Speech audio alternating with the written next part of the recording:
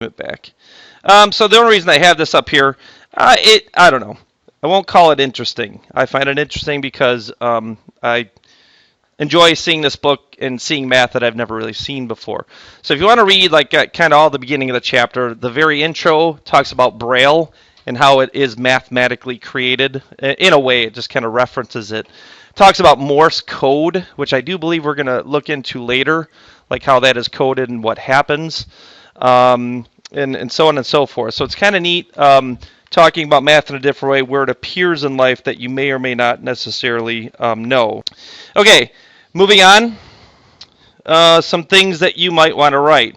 Do maybe weight on this. The first organizational number, and this is what this is all about. It's like putting numbers on things so we can identify them. And of course, the biggest one is Social Security numbers. That's one of our like top numbers that identifies us with others. That's in the system, so on and so forth. So if you want to read this, I just put that there now. So it's not really part of the reading that I suggest you do, but if you want to get some interesting information, go ahead and read this fully. I've already done that.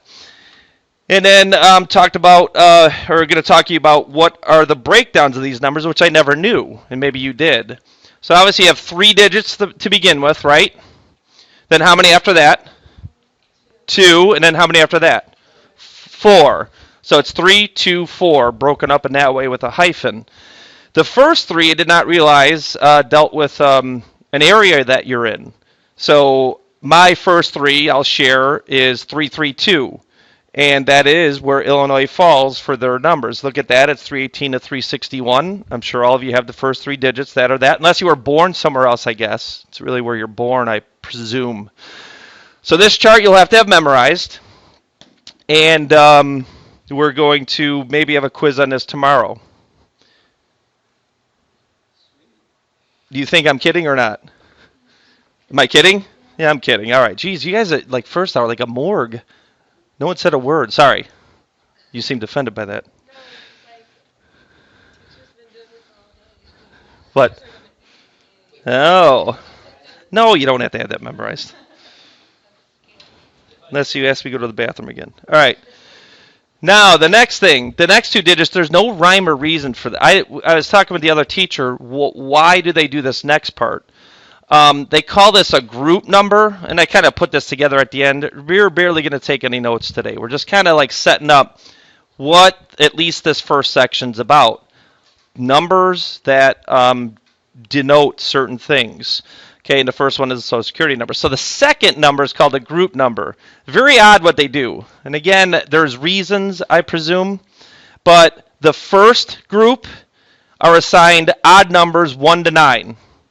Then the next set of people, for some reason, they do even numbers 10 to 98. Then the next group of people, 2, 4, 6, 8, who do we appreciate? Then the last people, odds 11 to 99. I don't know. Someone came up with this. There's some reason. Have no idea why. Then the last one makes the most sense. And you could see that when I cut the book, I did chapters 1 and 2 in May. And then I did them chapters 3 on Wednesday last week. I think 1 and 2 are a little fuzzier. I think the rest of my cuts for you to look at online are going to look better than this. But those are just called a serial number, and they are logically placed 0001 in order all the way to 9999. Okay? So those are the rules of how a Social Security is labeled out. First 3 numbers are called your area number. Second number, for no apparent reason, is called a group number. Third number is just called a serial number. Maybe just be aware of that. Aware of the positions. The only thing that's really useful is the area number, I really feel. But there's obviously a rhyme or reason. There are math people behind this, why they are assigning the numbers the way they are doing it.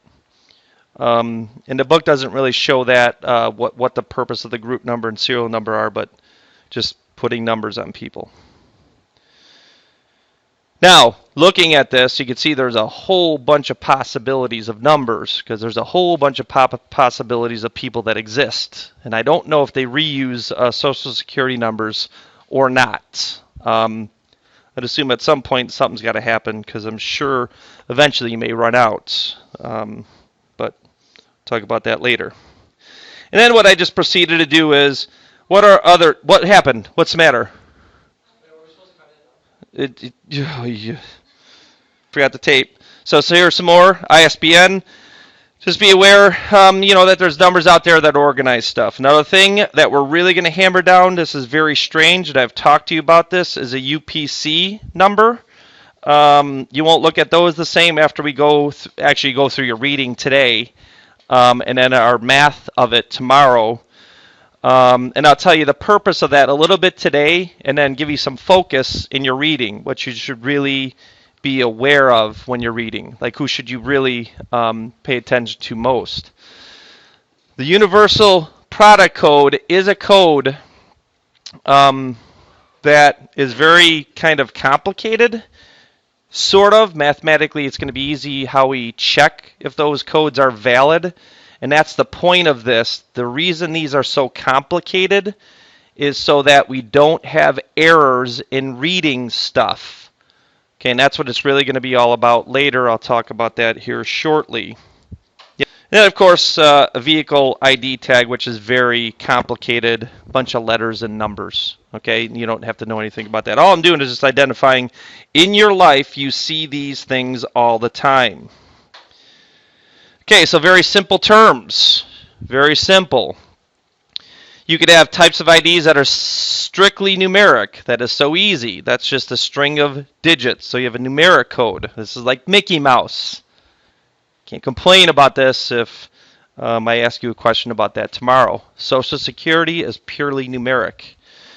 Or alphanumeric, which is digits and letters, and maybe other symbols. You ever see a Google Doc?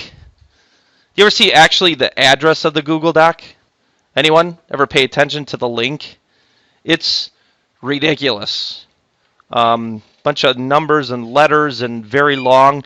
And I really think the reason is billions of documents could be created and still have a unique name. All right? And that's, kind of the idea behind that. Okay, and then each letter or symbol is called a character. I don't think that's a big deal either. The characters of this situation are the things that are involved in it, the numbers and the digits, the length of the ID number. Okay, so getting an understanding of this, the purpose of these organized digits, to label stuff is, how do we know if we've identified something incorrectly? And what are some fail-safes that we can use in order to make sure we identify things correctly? We'll get to that. There we go. Okay, so I'm not bothering you at all, just kind of shoving information in your face and expect you to know about it. Okay, so write this down. I can't, it's frozen. Sorry about that. You don't see that online, but I froze the screen in school. Okay, what we're talking about here is organization numbers to organize or identify things. And what kind of fail-safes do you have in order to make sure that your number is valid and that it actually identifies the thing it's supposed to be identifying? What we're trying to avoid is what's at the top there, transmission errors. That's really what this whole section 1.1 is all about. It's going to get weird tomorrow, but when we do the mathematics, you're going to be doing math tomorrow. The reason we have the codes that we're going to do is to avoid transmission errors, to identify that there's been an error in a code. And of course, you're not doing it by hand, but what this is, I remember I took discrete math in college, and it was taught by actually a math/computer teacher. So obviously, your business has a computer that, verifies these numbers. Let's talk about a UPC code. Talk about this more tomorrow as you're writing it down. When that's scanned, the purpose of that scan, A, is to get your right price, but B, it's also to tell the inventory, hey, we're running out of cans of soup, because that scan just happened. So you can't have a transmission error. That code can't be wrong. Otherwise, your inventory is getting all screwed up. So, transmission errors. Error in recording, reading ID number. Results in a false ID, and that's bad. Simple single-digit error is just a replacement. I don't think I have to explain that. Look at that example written very nicely right there. Do hammer down this word, transposing error. It's kind of like what I would call, I am a little bit dyslexic. I do catch myself flipping things around. So 4-5, you write 5-4 instead. I do that all the time, or not all the time, but it happens. So you got someone doing that. We need some sort of fail-safe that can cover that and make sure that we know we've written that incorrectly.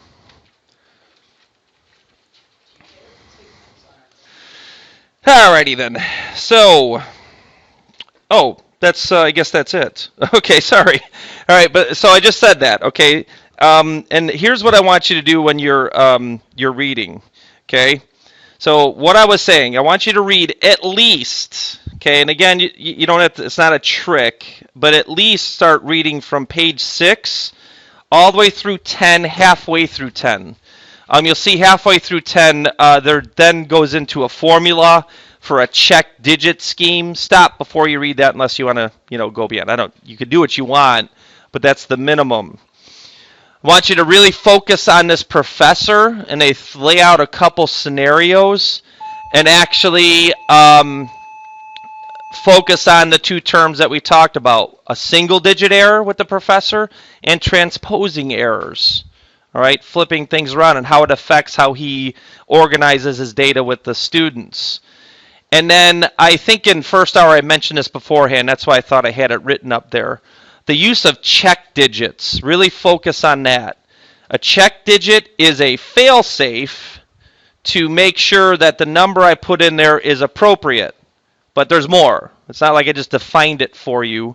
And it runs through a couple scenarios with this professor about a couple things he could do to organize his students, let's say. And then I do want you to focus when you're reading. This is what it's all about, the next part, what a UPC code is. There's 2 types. So do identify 2 different types, at least, that they lay out how they could be done. And the meaning of each section of the number. And that, my friends, if I can call you that, could be your quiz tomorrow. Have a good day. That is your assignment. Oh, and I have one more piece of paper I want you to fill out for fun.